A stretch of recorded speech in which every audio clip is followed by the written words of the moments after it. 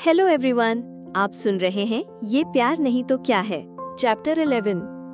ध्रुव सामने देखते हुए बिना किसी एक्सप्रेशन के बोला, नो, हम उनकी हेल्प करने नहीं जाएंगे। ध्रुव की बात सुनकर कुणाल उसे देख गुस्से से बोला, तू पागल हो गया है क्या? ये कैसी बातें कर रहा है? तू तो ऐसा नहीं था। भले ही तुझे किसी की हेल्प करने के बाद शो ऑफ करना पसंद नहीं था, लेकिन तू हेल्प तो करता था। अब क्या हुआ?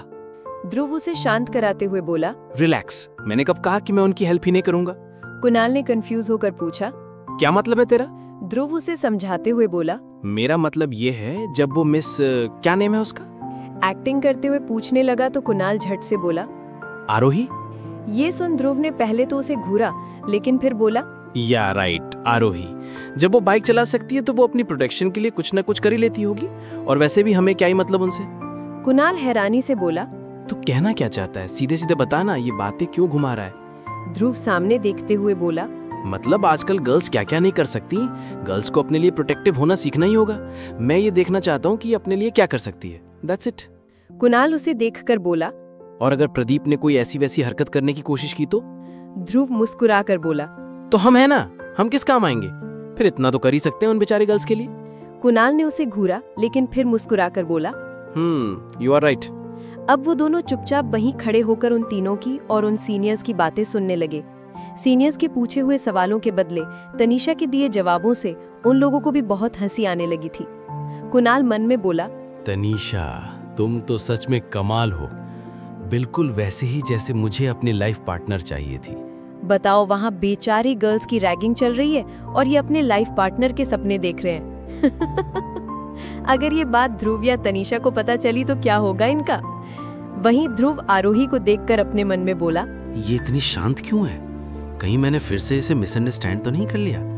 क्या पता कि ये सच में वैसी ही हो जैसे मैंने पहले समझा था, क्योंकि कपड़े पहनने से ही कोई थोड़ी ना वंडर गर्ल बन जाता है। वो दोनों चुपचाप तनीषा और प्रदीप की बहस देख रहे थे, लेकिन जब प्रदीप ने गुस्से से तनीषा का हाथ पकड़ा तो कुणाल को बहुत गुस्सा आया।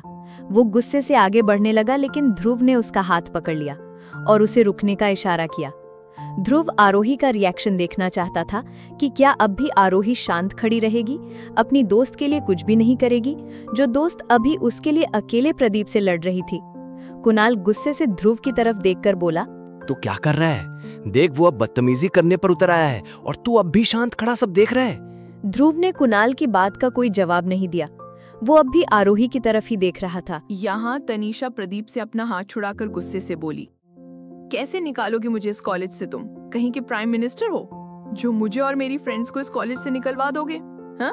प्रदीप गुस्से से उसके हाथ को और मजबूती से पकड़कर बोला, हाँ, मैं कोई प्राइम मिनिस्टर नहीं हूँ, लेकिन तुझे और तेरी दोस्तों को आराम से बाहर निकलवा सकता हूँ, समझी? तनीषा ने उससे अपना हाथ छुड़ाया और पीछे खड़े होकर मुस्कुराकर बोली, क्यों? क्या ये कॉलेज तुम्हारे बाप का है जो तुम मुझे निकलवा दोगे? प्रदीप गुस्से से तनीषा के पास जाकर उसका मुंह पकड़कर अपने दांत पीसते हुए बोला, हाँ, ये कॉलेज मेरे बाप का ही है, कोई शक तुम्हें? उसके हाथों की पकड़ काफी मजबूत थी, जिससे तनीषा की आंखों में आंसू आ गए। फिर भी वो मुस्कुराकर बोली, कैसे? ये कॉलेज आपके पापा का हो गया? मैंने तो सुना ये कॉलेज मिस्टर सिंह का है और आपका सरनेम तो शर्मा है। प्रदीप उसके गालों पर अपनी पकड़ और मजबूत करते हुए बोला, क्योंकि मेरे डैड इस कॉलेज के 45% शेयर होल्डर हैं। तनीहा प्रदीप की पकड़ से खुद को छुड़ाकर अपने हाथों को रोल करके गुस्से में बोली, तो मिस्टर सो कॉल्ड सीनियर, आपके कहने का मतलब है कि आपके डैड इस कॉलेज में 45% के शेयर होल्डर हैं, तो ये कॉलेज आपका हो गया? अगर आपको मुझसे लड़ना है तो अपनी दम पर आके लड़ो, अपने पापा की नहीं। वैसे अभी आप मेरे बारे में जानते ही क्या हो? अगर पता चलेगा ना तो कोई औकात नहीं रह जाएगी मेरे सामने खड़े होने की, समझे? तनीषा की बात सुनकर प्रदीप गुस्से से तनीषा पे हाथ उठाने के लिए आगे बढ़ने लगा। इस बार कुणाल से ये बर्दाश्त नहीं हुआ। वो गुस्से से ध्रुव से अपना हाथ छुड़ाकर प्रदीप की तरफ बढ़ने लगा। तभी उसे चटाक की एक जोरदार आवाज सुनाई दी। कुणाल वहीं रुक गया और हैरानी से उस तरफ देखने लगा। वहीं ध्रुव भी शॉक्ड हो गया। प्रदीप तनीषा के ऊपर हाथ उठाने ही वाला था कि किसी ने बीच में ही उसका हाथ पकड़ लिया और खींचकर एक थप्पड़ प्रदीप के गाल पर जड़ दिया। प्रदीप सीधे जमीन पर जा गिरा और उसका एक हाथ उसके गाल पर आ गया और दूसरा हाथ नीचे जमीन पर। थप्पड़ की वजह से उसकी आंखों में आंसू भी आ गए थे। वो शॉक्ड होकर आरोही और देखने लगा। आई गेस आप लोगों ने सोच ही लिया होगा कि किसने प्रदीप को इतनी जोर से थप्पड़ मारा। यस, आरोही ने ही प्रदीप को इतनी जोर से थप्पड़ मारा था। आरोही गुस्से से प्रदीप को अपनी उंगली दिखाते हुए बोली, डोंट यू डेयर। इतनी देर से तुम्हारी बदतमीजी टॉलरेट कर रही हूँ, लेकिन तुमने तो अपनी हद ही पार कर दी। तुम्हारी हिम्मत भी कैसे हुई तनीषा के ऊपर हाथ उठाने की? हाँ, बोलो, कौन हो तुम? क्या समझते हो अपने आप को?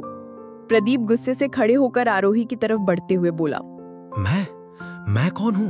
रुक, तुझे अभी बताता हूँ कि मैं कौन हूँ। तेरी इतनी हिम्मत कि तूने मुझ पर हाथ उठाया।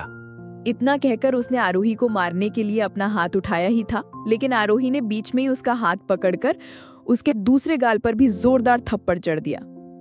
इस बार भी प्रदीप सीधे जमीन पर जा गिरा। उसके दोनों गालों पर आरोही की उंगलियों के 5 निशान छप चुके थे।